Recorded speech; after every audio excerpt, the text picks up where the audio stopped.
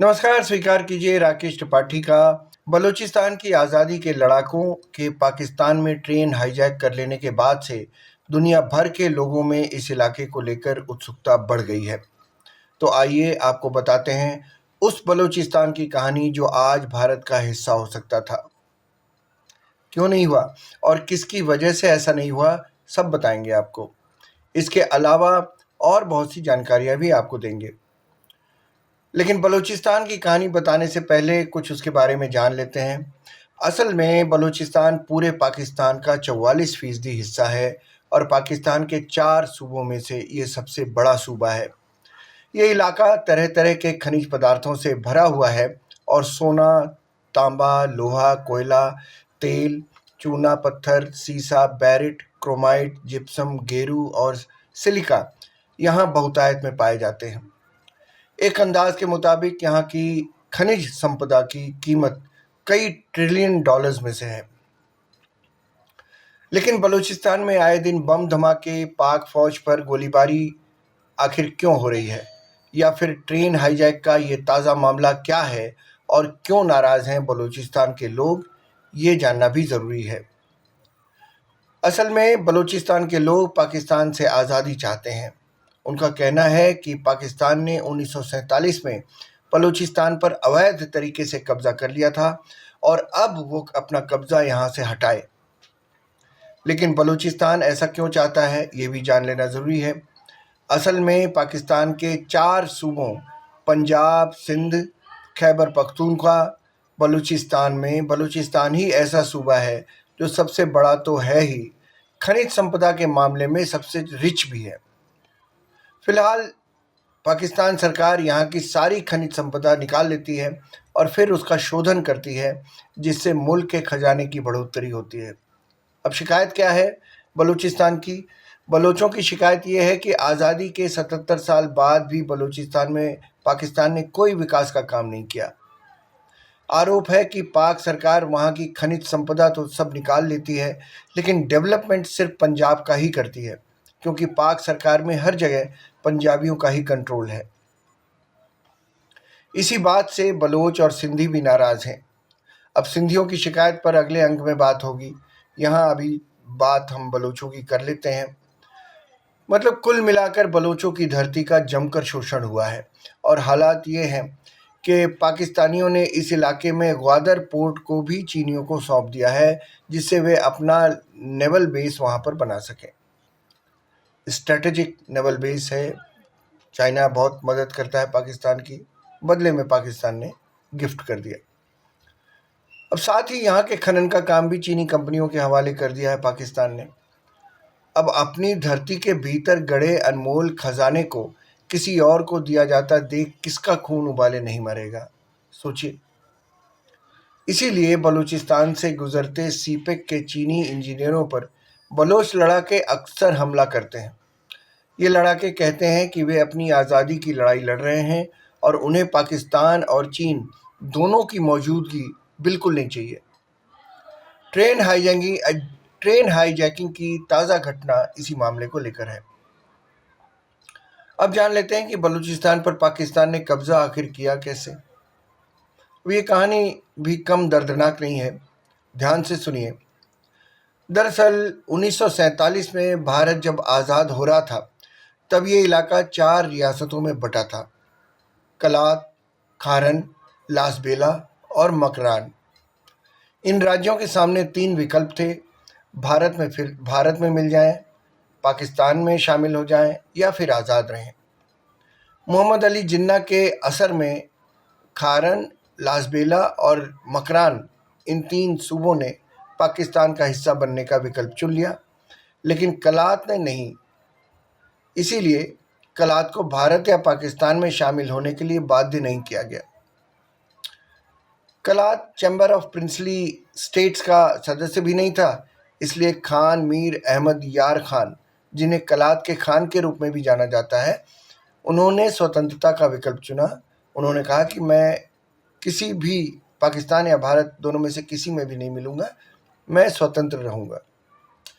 लेकिन इससे पहले 1946 में क्या हुआ था, आइए ये भी जान लेते हैं। 1946 में आज़ाद रहने के लिए कलात के खान ने ब्रिटिश क्राउन के सामने अपना मामला पेश करने के लिए मोहम्मद अली जिन्ना को अपना वकील बनाया।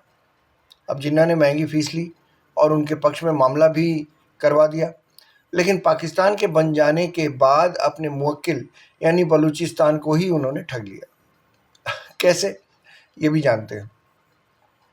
अब 4 अगस्त 1947 को दिल्ली में एक बैठक बुलाई गई जिसमें भारत के अंतिम वायसराय लॉर्ड माउंटबेटन थे, कलात के खान थे, कलात के मुख्यमंत्री थे और कलात के वकील मोहम्मद अली जिन्ना थे और जवाहरलाल नेहरू भी शामिल हुए। इस बैठक में जिन्ना ने कलात के खान के स्वतंत्रता के फैसले का समर्थन किया। उनकी दलीलों के चलते सहमति बनी कि कलात 5 अगस्त 1947 से स्वतंत्र हो जाएगा और खारन और लासबेला को कलात के साथ मिला लिया जाएगा, जिससे बलूचिस्तान बनाया जा सके।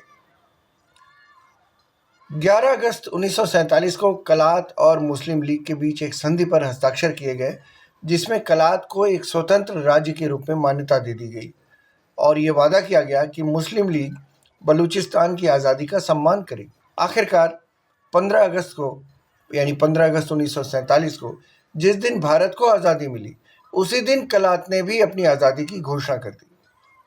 पारंपरिक झंडा फहराया गया और कलात के खान के नाम पर एक स्वतंत्र शासक के रूप में खुतबा भी पढ़ा गया। लेकिन पाकिस्तान ने कैसे कब्जा कर लिया, आइए अब ये भी जान लेते हैं। आज़ादी के करीब 1 महीने के बाद अंग्रेज़ों ने 12 सितंबर को एक ज्ञापन जारी किया, जिसमें कहा गया कि कलात के खान एक स्वतंत्र राज्य की जिम्मेदारी उठाने की स्थिति में नहीं है। यह वही बहाना था जिसके चलते जिन्ना का उद्देश्य था बलूचिस्तान को पाकिस्तान में मिलाना और अंग्रेज जिन्ना की छुपकर मदद कर रहे थे।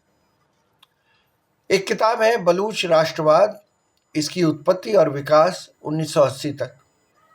इसमें ताज मोहम्मद ब्रेसिंग ने जिन्ना और खान के बीच की बैठक का उल्लेख किया है, जिसमें लिखा है कि पाकिस्तानी प्रधानमंत्री ने खान को इस्लामाबाद के साथ विलय कर देने के लिए तेजी लाने की सलाह दी थी।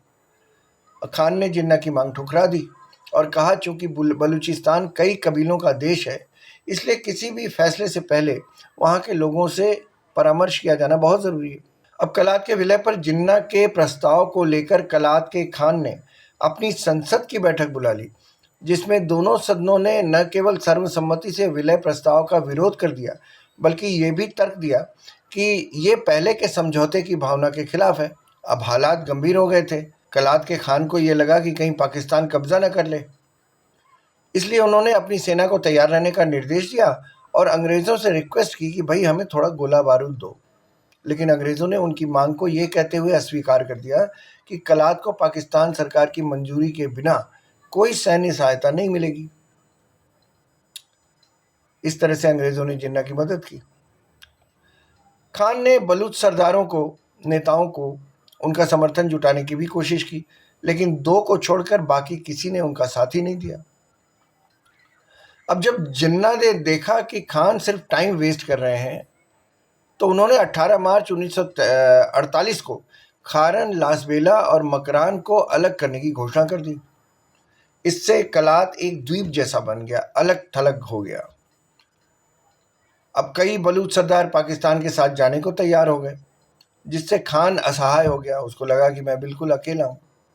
हालांकि उसी समय खान ने भारतीय अधिकारियों को और अफगानिस्तान के राजा से भी मदद मांगी, मदद के लिए अनुरोध किया, लेकिन कोई सफलता नहीं मिली। अब इसमें एक और इंटरेस्टिंग बात आ गई।